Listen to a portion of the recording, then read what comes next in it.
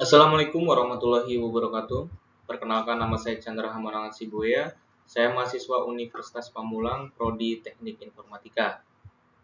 Di sini saya membuat video untuk melengkapi suatu tugas mata kuliah dari rekayasa perangkat lunak. Di sini saya akan membahas tentang pertemuan 1, yaitu ruang lingkup rekayasa perangkat lunak.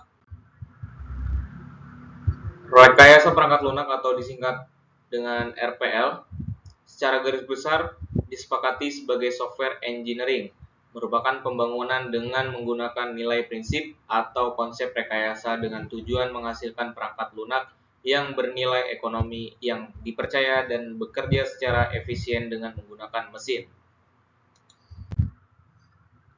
Nah, dari perspektif pemrograman komputer, perhatian utama adalah disiplin terkait klien yang memungkinkan seseorang ditunjuk dalam pemikiran kritis yang lebih baik. Suatu usaha dapat dianggap secara kolektif, tugas dan latihan diselesaikan dalam suatu periode. Sudut pandang mencakup kumpulan aset singkat yang bertemu untuk menangani suatu masalah.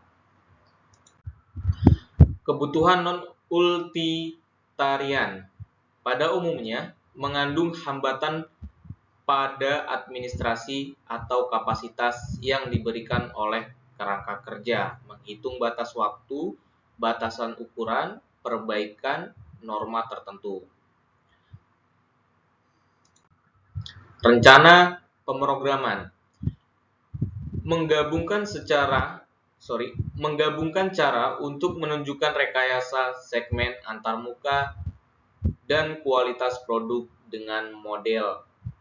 Cara untuk mengubah persyaratan kerangka item total, konfigurasi pemrograman terdiri dari siklus. Ada 4 siklus ya. Yang pertama, peluruhan kerangka di beberapa area. Yang kedua, menyebutkan kewajiban setiap bidang. Nah, yang ketiga, menjamin segmen pada mencapai tujuan. Yang dapat mencapai tujuan. Yang keempat, pemrograman pembangunan. Itu dari rencana pemrograman ya. Selanjutnya, model penentuan tes adalah untuk memverifikasi bahwa kelompok eksperimen memadai untuk alasan yang telah ditentukan sebelumnya. Nah, yang pertama ini ada menguji viabilitas. Pengujian viabilitas adalah memeriksa perkembangan eksekusi program. Penentuan tes yang akan dijalankan dapat diarahkan oleh berbagai target. Yang kedua, menguji deformitas. Untuk tes yang bermanfaat adalah tes yang membuat kerangka gagal, bervariasi dari pengujian untuk menunjukkan bahwa produk tersebut memenuhi penentuan dalam hal pengujian tersebut bermanfaat jika tidak ada kekecewaan yang terlihat dalam eksperimen dan kondisi pengujian masuk akal. Yang ketiga, masalah Oracle. Oracle adalah klien atau spesialisis yang memutuskan apakah suatu program valid atau palsu. Dalam tes, kerangka menghasilkan pilihan lulus atau gagal. Yang keempat, batas pengujian hipotesis dan layak hipotesis uji, memperingatkan agar tidak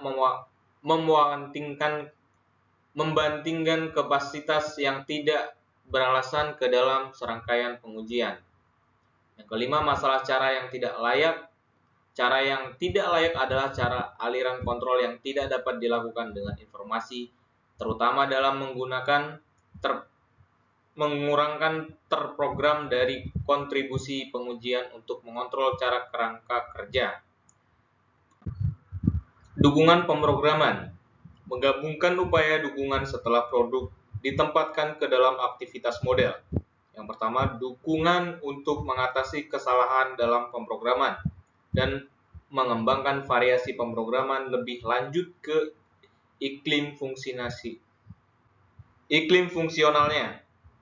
Yang kedua, dukungan untuk menambah dan menyesuaikan kapasitas kerangka kerja. Pengaturan pemrograman terkait dengan upaya untuk mengubah desain pemrograman untuk memenuhi kebutuhan eksplisit model. Yang pertama, ubah bukti yang dapat dikenali. Kedua, ubah kontrol. Ketiga, menjamin bahwa perubahan dilakukan dengan baik. Keempat, menjawab pertemuan yang berbeda karena kurang beruntung. Oke, kita sudah sampai kepada kesimpulan. Jadi, kesimpulannya adalah RPL adalah pendekatan yang sangat penting dalam mengelola pengembangan perangkat lunak secara efisien, efektif, dan berkualitas. Seiring dengan perubahan teknologi dan tuntutan pasar, RPL terus berkembang dan beradaptasi untuk memenuhi kebutuhan yang semakin kompleks dalam dunia perangkat lunak. Oke, baiklah teman-teman, terima kasih atas perhatiannya ya.